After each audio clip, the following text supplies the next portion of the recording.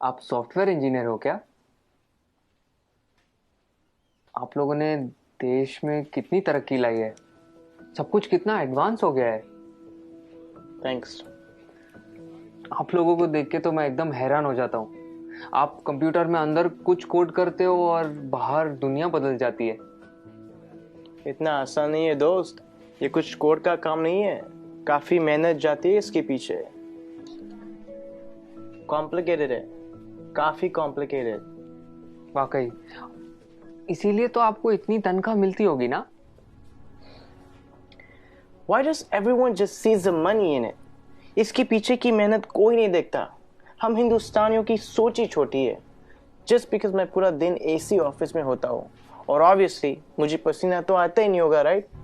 आप लोगों को ताकत यूज करनी होती है, हमें दिमाग लगाना होता है। ये बाल सफेद ऐसे ही नहीं होते। Let me give you an example. वो ईसीजी मशीन देखो, सब कुछ कंप्यूटराइज्ड है।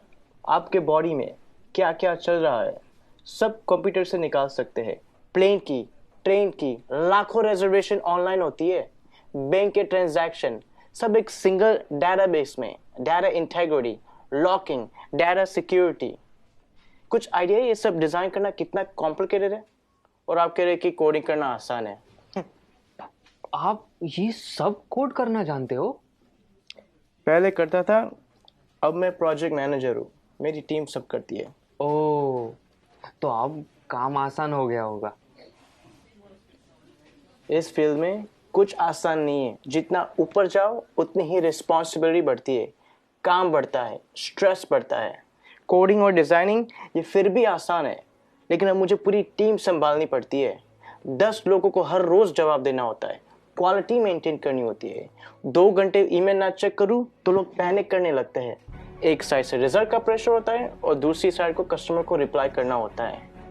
रिक्वायरमेंट्स बदलती रहती है और यूजर्स को कुछ और चाहिए होता है, और आपका बॉस कभी सेटिस्फाइड नहीं रहता है। दोस्त, शायद तुम्हें पता नहीं है टेंशन और प्रेशर साथ में हैंडल करना कैसे होता है। मुझे पता है सर, टेंशन और प्रेशर दोनों साथ में हैंडल किया है। 6 साल पहले की बात है।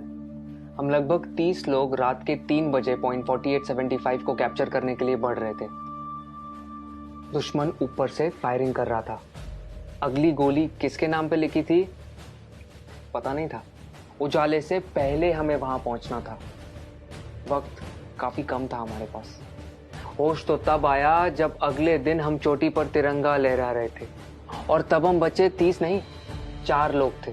आप Subedar Sushant from 13 Jammu and Kashmir Rifles on duty at peak 4875 in Kargil. मुझे बताया गया है कि मेरी टर्म पूरी हो गई है और अब मुझे सॉफ्ट असाइनमेंट का ऑप्शन दिया जाएगा। पर आप ही बताइए सर, काम आसान करने के लिए कोई अपनी ड्यूटी छोड़ सकता है क्या? उस दिन हमारा एक जवान दोस्त बर्फ में जख्मी पड़ा था। उस पर दुश्मन की गोलियां चल रही थी। हम सब बंकर के पीछे छुपे हुए थे। उसे बचाना मेरा कर्तव्य था और मैं उसे बचाने जाने वाला था, मगर मेरे कप्तान ने मना किया और कहा कि तुम नहीं जाओगे। मैंने इस यूनिफॉर्म में सबसे पहली कसम ये ली थी कि देश की सुरक्षा के बाद मेरे आदमियों की सुरक्षा सर्वोपरि है। ये कह के वो खुद चले गए। उस जख्मी जवान को बचाते बचाते हमारे कप्तान शहीद हो गए। उस दिन से जब भी मैं बॉर्डर पर होता हूं, उन गोलियों की आवाज और कप्तान का आखिरी चेहरा मेरे सामने आता है। वो गोलियां शायद मेरे लिए थी।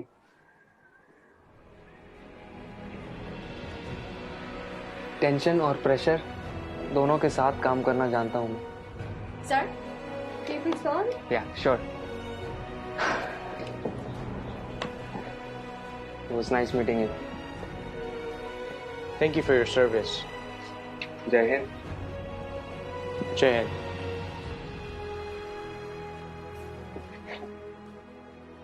कभी खुद की जिंदगी से शिकवा होने लगे अगर, तो एक फौजी की जिंदगी के बारे में सोचना।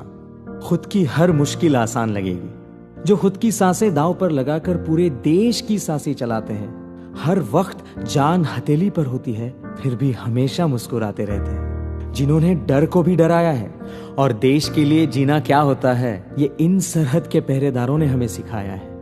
तो अगली बार जब कोई चुनौती तुमसे तुम्हारा सुख चैन छीनेगी तो एक फौजी की जिंदगी के बारे में जरूर सोचना। खुद की हर मुश्किल आसान लगेगी।